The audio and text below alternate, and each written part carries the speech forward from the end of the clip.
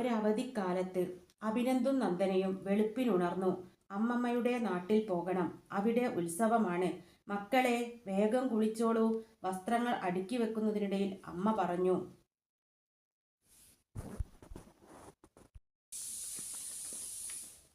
ബാഗുമെടുത്ത് 6-ാം നിലയിൽ നിന്ന് പടികളിറങ്ങി എല്ലാവരും കാറിനടുത്തെത്തി. തിരക്കിലൂടെ കാർ മുന്നോട്ട് നീങ്ങി. വീതിയേറിയ റോഡ്, തലങ്ങും വിലങ്ങും പായുന്ന വാഹനങ്ങൾ, ഇരുവശത്തും കൂറ്റൻ കെട്ടിടങ്ങൾ, കാൽനടക്കാരും വാഹനങ്ങളും, ആകെ ബഹളമയം.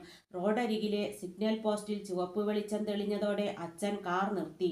പച്ച വെളിച്ചം തെളിഞ്ഞു. നിരനിരയായി നിൽക്കുന്ന വാഹനങ്ങൾ മുന്നോട്ട് നീങ്ങി. കാർ പാലത്തിലേക്കു കയറി. താഴെ നിറഞ്ഞൊഴുകുന്ന പുഴ.